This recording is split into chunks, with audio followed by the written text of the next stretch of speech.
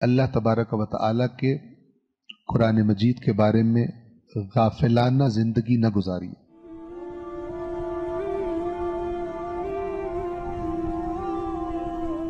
یہ جو بیماری عرض کر رہا ہوں، یہ بیماری اس حد تک اپنے بزرگوں کو بڑا کرنے والی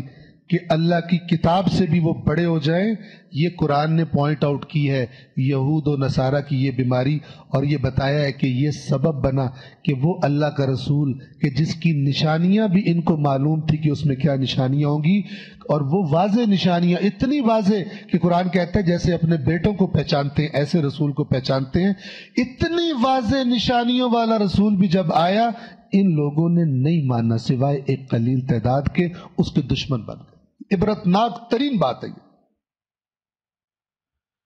چونکہ اللہ کا نمائندہ تو پیور خالص دین بیان کرے گا،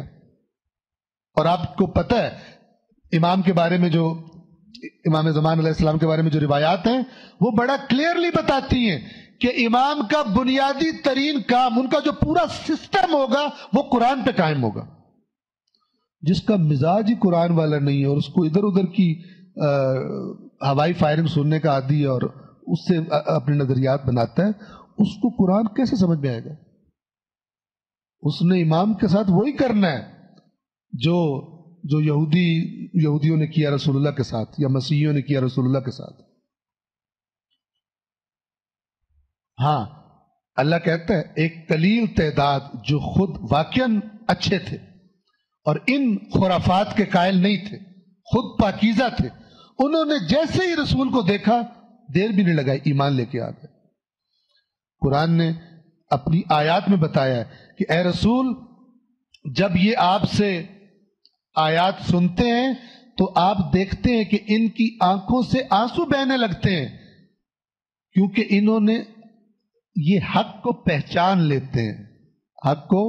پہچان لیتے ہیں، یعنی اندر ان کے پاکیزگی تھی، اور جیسے ہی آپ کے منہ سے سنتے ہیں ان کے اندر سے گواہی آ جاتی ہے کہ یہ بالکل ٹھیک، اور پھر آپ کو قبول کرنے میں ان کی کوئی ایسی خصوصیات ہے ہی نہیں کہ جو ان کے مفادات خطرے میں پڑ رہے ہیں۔ وہ تو بے ایمانوں کے مفادات خطرے میں پڑتے ہیں، وہ پہچان بھی لیں تب بھی نہیں مانتے، کیونکہ دنیا ان کے رگ رگ میں گھسی ہوتی ہے، چاہے وہ جیسے یہودیوں کے علماء سو تھے ان سے پیسے کھاتے تھے، اور چاہے ان کے کرپٹ عوام تھے جو ان کو پیسے کھلاتے تھے، اور حضرت موسیٰ کے دین کے نام پر ایک الگ ہی دین بنا لیا تھا۔ تورات کوئی تورات نہیں، انجیل کوئی انجیل نہیں، وہی جو ہمارے بزرگ کہیں گے۔ یہ کامن بیماری قوموں کی تباہی کا سبب بنتی۔ اللہ کے ہاں روز قیامت قرآن قبول ہے، حدیث جو قرآن کے خلاف نہیں ہے وہ قبول ہے، ورنہ اللہ یہ قبول نہیں کرے گا مجھے تو فلانے مولانا صاحب نے کہا تھا، میں نے تو اس لیے عقیدہ بنایا تھا۔ یہ قابل قبول نہیں ہے اگر خلاف حق ہے تو۔ لہذا جو ہم آپ کی خدمت میں بار بار عرض کرتے رہتے ہیں کہ اللہ تبارک و تعالی کے قرآن مجید کے بارے میں غافلانہ زندگی نہ گزاری۔